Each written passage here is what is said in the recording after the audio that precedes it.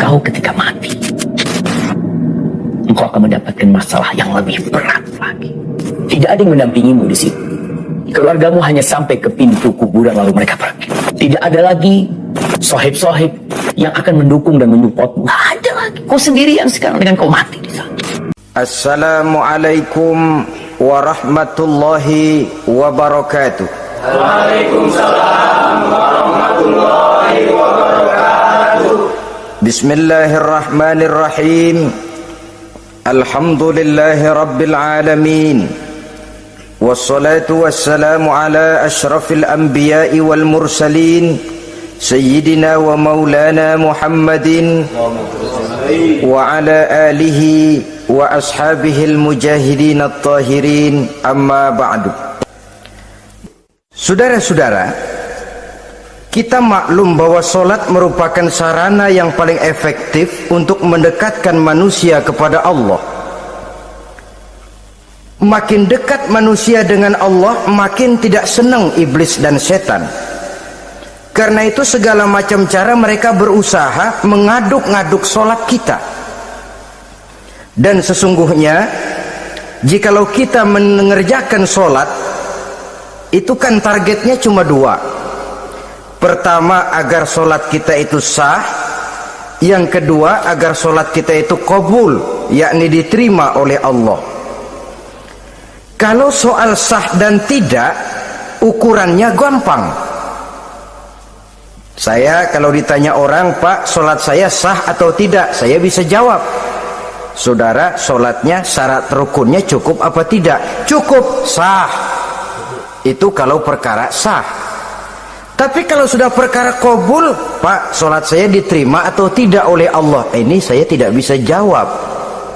Kenapa? Soal qabul mencakup masalah batin. Cuma ukuran logikanya, kalau syarat rukun cukup, insya Allah qabul. Saudara-saudara kaum muslimin rahimakumullah. Oleh karenanya, pada saat kita sholat, iblis, setan datang dari segala macam penjuru supaya kita kehilangan rasa khusyuk.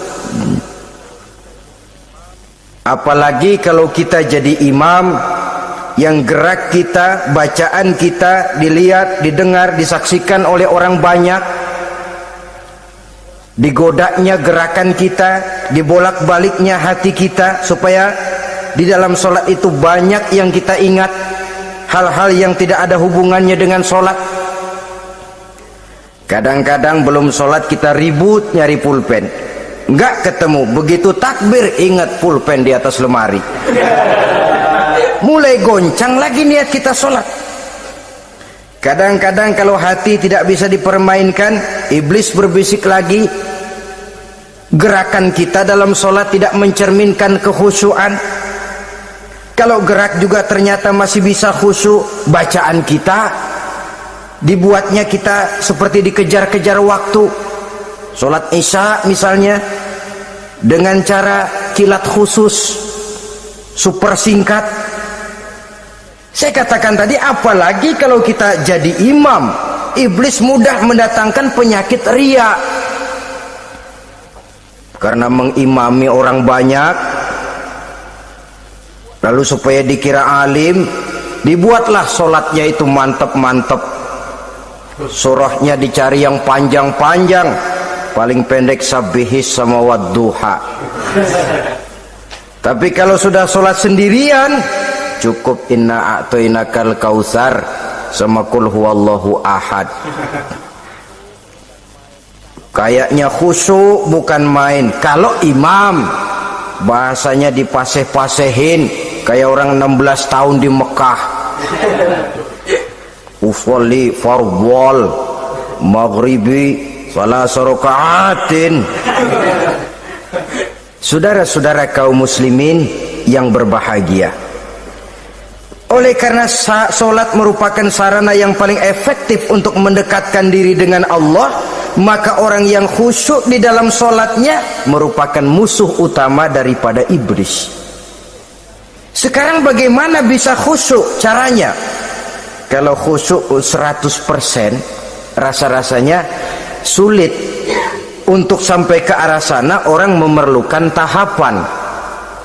Kepada Imam Ali karramallahu wajhah, baginda Nabi pernah memberikan satu tes case. Ali, saya ya Rasul, kalau kau bisa sholat 2 rakaat saja dengan khusyuk, aku kasih hadiah sorban.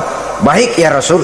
Sembayang Imam Ali 2 rakaat, selesai sholat, assalamualaikum wassalamualaikum. Rasul bertanya, yang mana sorbannya Li? Tanpa nengok, Imam Ali menjawab, yang hijau ya Rasul.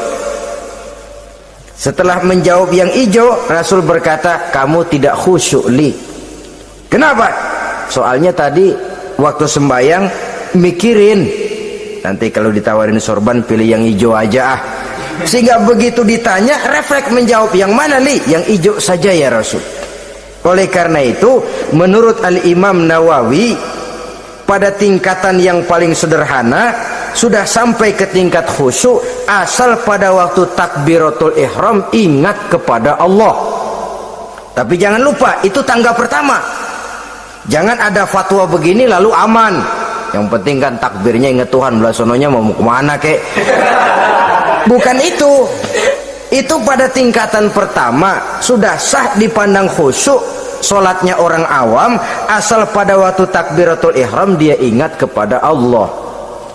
Tetapi harus terus berusaha agar sepanjang solat dia ingat kepada Allah. Caranya bagaimana? Pertama, menanamkan diri bahwa pada saat kita sedang mengerjakan solat yang lain tidak ada kecuali Allah. Yang kedua, berusaha memahami apa yang kita baca, sehingga pada saat kita sujud subhana rabbiyal a'la wa bihamdi, terbayang kemahasucian Allah, kemahatinggian Allah, sehingga hati tidak mengembara, mulut berucap, hati mengikuti apa yang diucapkan.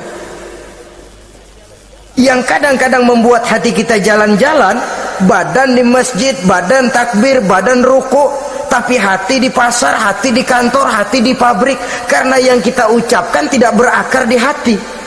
Yang kita baca kita nggak tahu artinya, sangat boleh jadi hati lalu mengembara kemana-mana.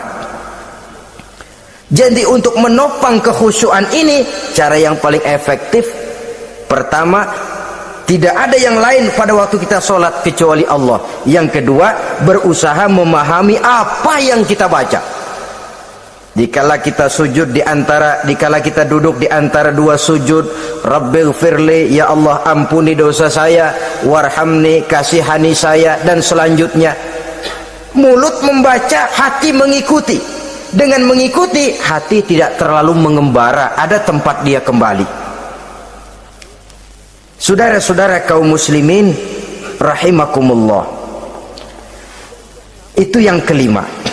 Yang keenam, yang menjadi musuh iblis, mukminun nasih, orang mukmin yang suka memberikan nasihat, orang mukmin yang suka memberikan petunjuk.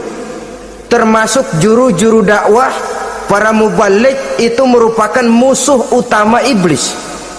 Kenapa? Tiap hari iblis kampanye, tiap hari iblis mengajak dengan segala macam cara yang kalau perlu dia berikan kamuflase, dia berikan fata morgana, kalau perlu yang haram dia bungkus dengan merek halal, kalau perlu kejahatan dia bungkus dengan baju kebajikan. Istilahnya racun diberi merek madu. Dan itu wajar. Cuma kita tentu harus punya filter, daya saring positif agar tidak salah pilih. Karena iblis ini pintar betul. Kalau kita khusyuk dalam sholat, dia tanamkan kepada kita misalnya seperti tadi itu, sholatmu memang hebat, khusyuk, di kampung ini tidak ada orang yang sholatnya seperti kamu. Tertanam itu dalam hati kita, timbul ujub. Akhirnya iya, gue lihat-lihat di kampung sini kagak ada yang sembayangnya kayak gua. Nah, sudah masuk iblis. Jadi dia pandai mengikuti gerak hati dan irama denyut jantung manusia ini. Kemana kecenderungan manusia, ke situ dia masuk. Pendeknya iblis itu ibarat tukang joget, dia ngerti bener irama kendang. Saudara-saudara kaum muslimin rahimakumullah, Termasuk juru-juru dakwah, para mubalik, orang yang suka memberikan nasihat ini. Mereka memberikan filter kepada umat, kepada jamaah, jangan sampai salah pilih.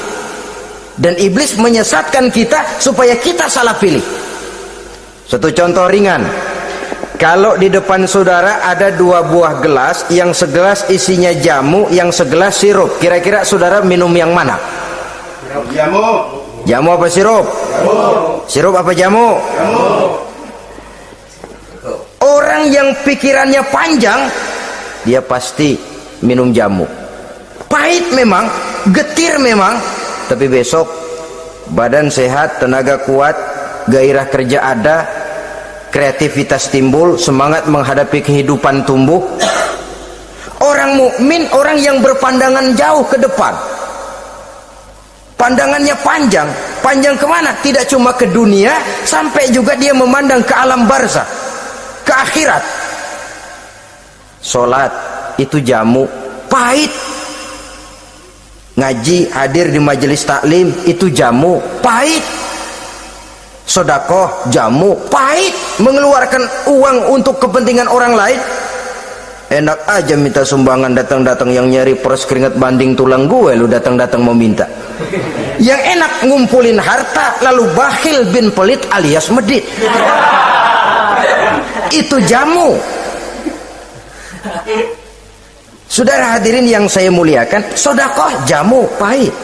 Puasa jamu, pahit. Jihad jamu, pahit.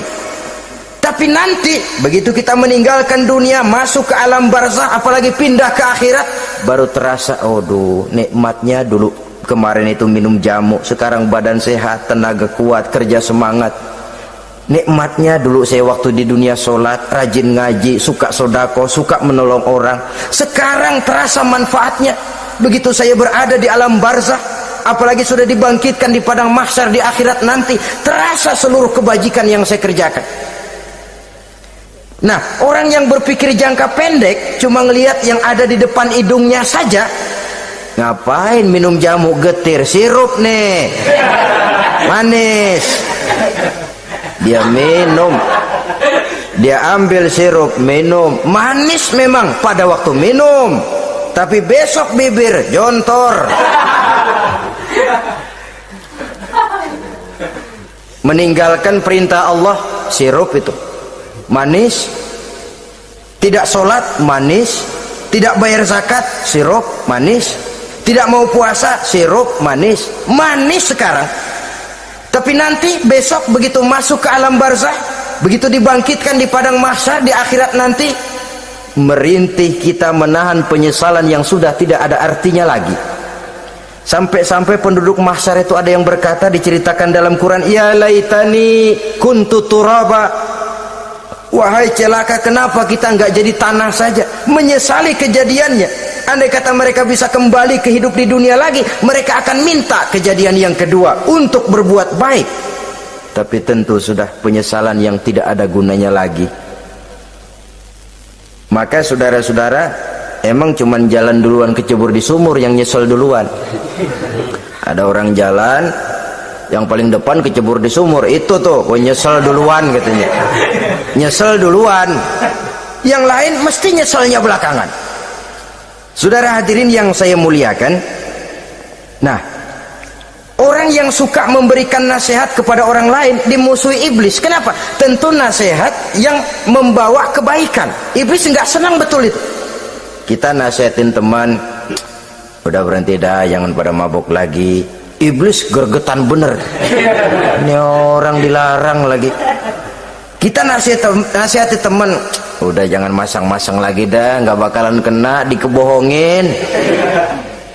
Nggak ada orang jadi kaya masang judi, bangkrut malah loh. Ini kan termasuk tipu daya iblis, judi dinamain sumbangan. Itu sama saja itu, madu, racun mereknya madu. Judi dinamain sumbangan. Kalau Kang Beca pada nyumbang, kayak orang kaya lagunya.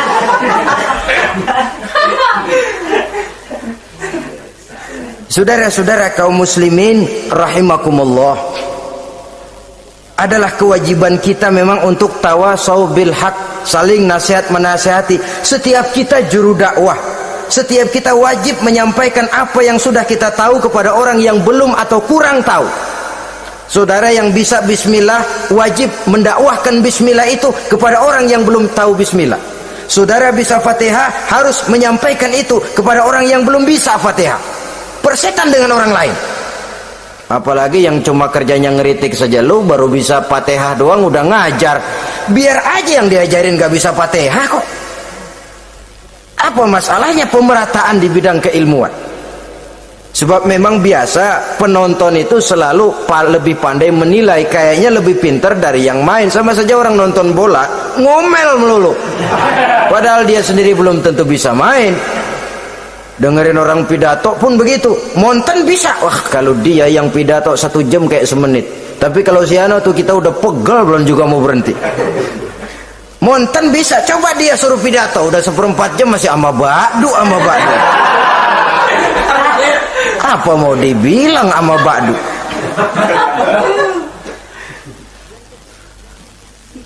Yang ketujuh, yang menjadi musuhnya iblis, taibun sabitun ala taubatihi, orang yang bertaubat dan tetap di atas taubatnya. Secara jujur, tidak ada manusia yang tidak punya salah. Dan orang yang baik memang bukan orang yang tidak punya salah, karena tidak ada orang yang tidak punya salah. Orang yang baik adalah orang yang apabila melakukan kesalahan dia segera sadar, dijadikannya itu sebagai pelajaran untuk tidak diulanginya lagi pada masa yang akan datang. Biasanya kita menghakimi orang pintar, kita nggak merasa bahwa kita juga punya kesalahan. Kalau kita ngelihat maling ayam kita teriak, padahal kita nyolong kambing. Lebih besar dari si maling ayam, merasa diri lebih benar dari yang lain, padahal kita lebih kotor dan lebih jelek. Hilang sifat introspeksinya. Yang kita musuhi, yang kita caci maki, tahu-tahu kita sendiri yang melakukannya. Saudara-saudara kaum muslimin, orang yang bertaubat dan tetap dalam taubatnya stabil, itu musuh iblis. Apa ada orang yang taubatnya nggak tetap? Ada, yang istilah kita taubat sambal namanya. Kalau dia makan sambal kepedesan, taubat makan sambal. Besok mau makan kagak ada sambal, ngomel, mana sambal? Kemarin udah taubat, sekarang mana sambal? Ini taubat yang namanya taubat sambal. Istighfar habis istighfar, nyolong lagi, istighfar lagi, besok nyolong lagi, istighfar lagi. Itu taubat yang tidak tetap namanya. Allah Maha Pengasih dan Penyayang dengan segala kebesarannya. Ia akan memaafkan segala perbuatan yang bersifat salah dari hamba-hambanya. Cuma manusia kadang-kadang yang tidak mau memaafkan dirinya sendiri. Amat dungu manusia macam ini, membiarkan dirinya hanyut berlarut dalam lembah dosa, sementara dia diberikan umur tidak digunakannya untuk bertaubat. Innallaha yaqbalu taubatal abdi ma lam yugharghir. Allah senantiasa akan menerima taubat seorang hamba sepanjang nafasnya belum sampai di tenggorokan. Kalau nafas sudah sampai di tenggorokan baru berniat taubat, kasib terlambat. Kayak Fir'aun. Fir'aun itu begitu ditenggelamkan di lautan merah, udah cengap-cengap mau mampus, baru ngomong dalam sekaratnya, amantu bi Rabbi Musa wa Harun. Kalau begini mah saya juga percaya sama Tuhannya Musa. Udah sekarat baru mau taubat, malaikat maut gemes banget dilelepin, mati.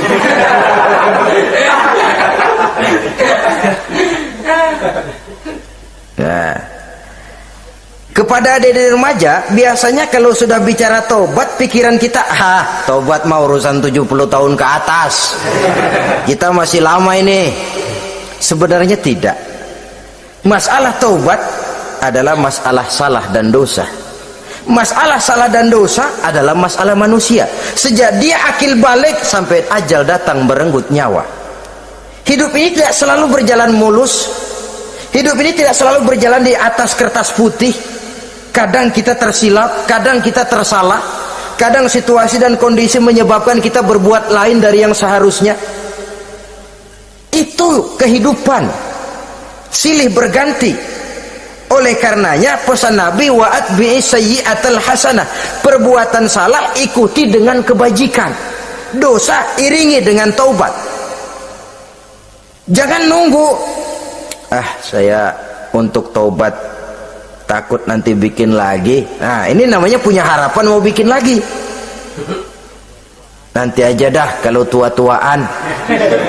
Saudara, kalau dosa itu ditumpuk, itu sama saja kotoran yang menodai hati. Kalau kotoran gak rajin kita bersihin, dia akan berkarat. Dan kalau sudah berkarat, sudah sulit untuk dibersihkan. Itu makna ungkapan Imamul Ghazali, hati manusia sebening kaca. Lapisan dosa yang dia kerjakan adalah debu yang menutupi jernihnya kaca. Orang yang bersih dari dosa, dekat dengan Allah, hatinya jernih seperti kaca. Dari hati yang jernih, radarnya kontak kepada Allah, sinyalnya nyambung, channelnya itu, getarannya hebat. Wajar kalau lalu dia bisa tahu apa yang besok akan terjadi, diberitahu oleh Allah. Yang namanya ilmu laduni itu, ilmu yang ditransfer langsung oleh Allah karena kebersihan hatinya. Mana ada orang gak belajar bisa pinter. Iya, kalau hatinya butek emang gak ada. Tapi kalau Allah mau berberangkat dari hati yang bersih, yang kontaknya nyambung kepada Allah, hati itu seperti kaca, kata Imam Ghazali. Dosa yang kita lakukan adalah debu. Kalau debu sedikit datang kita lap, datang lagi kita bersihin, datang lagi kita bersihin, insya Allah nggak sampai jadi noda di atas kaca itu. Tapi kalau nunggu debu itu sampai bertumpuk, besok aja ngelapnya dah, besok aja ngebersihinnya, bertumpuk dia, sulit membersihkannya. Walaupun kena, nodanya tentu tertinggal di atas kaca itu. Karena itu dalam kehidupan remaja misalnya, pemuda misalnya, kita tidak bisa menolak mode, tidak bisa menolak musim. Modenya disco, modenya breakdance, modenya joget, modenya jaipongan. Mode pada waktunya habis, ya habis.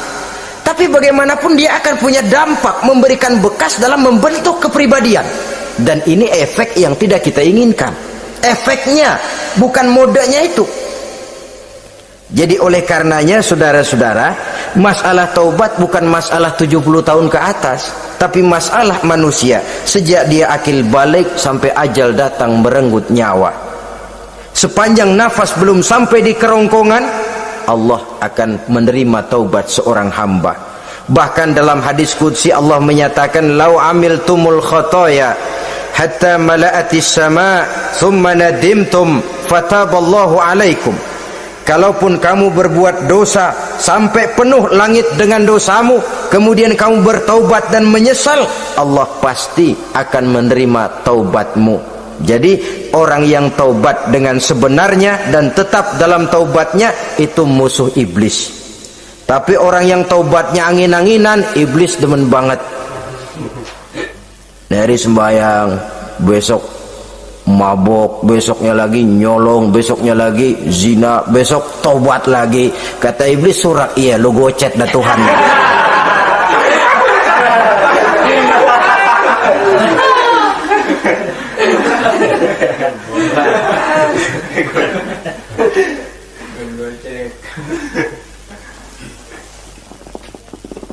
Selanjutnya yang ke-8, musuh iblis, musuh setan, mukminun yudawi mu'alat taharah.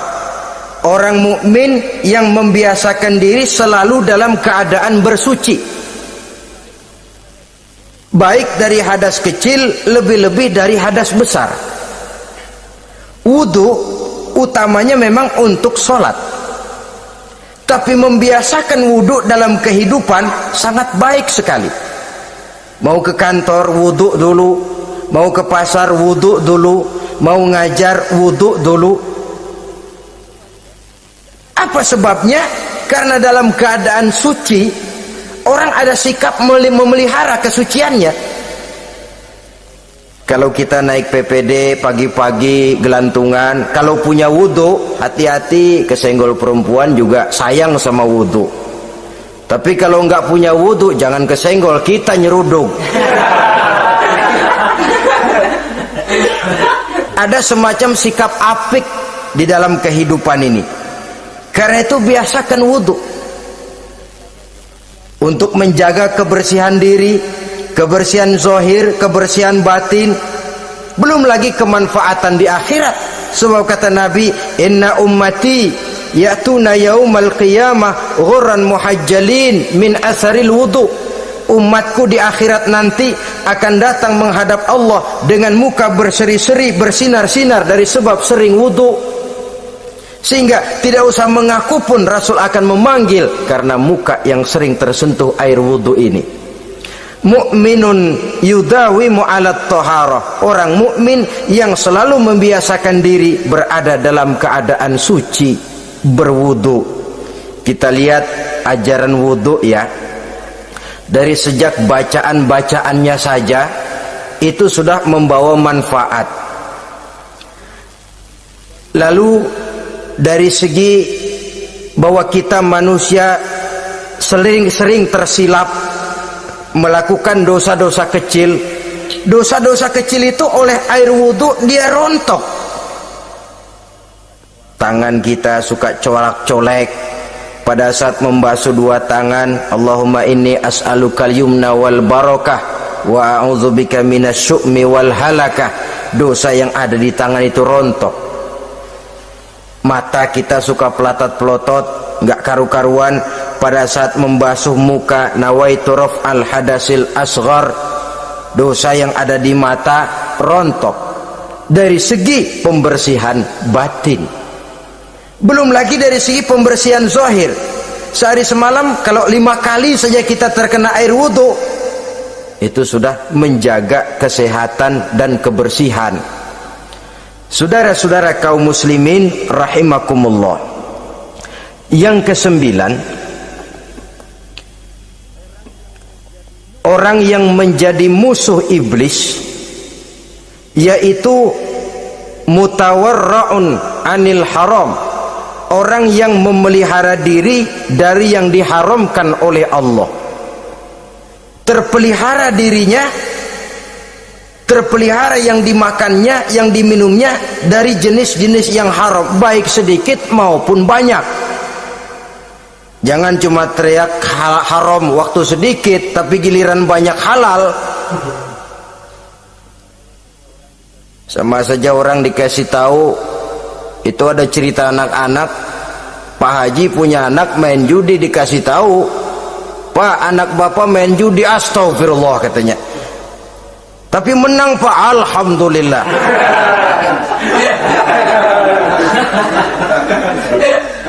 Ini kan sama saja, giliran sedikit dibilang haram karena dia nggak dapat jatah, begitu dapat banyak dan dia kecipratan jadi halal.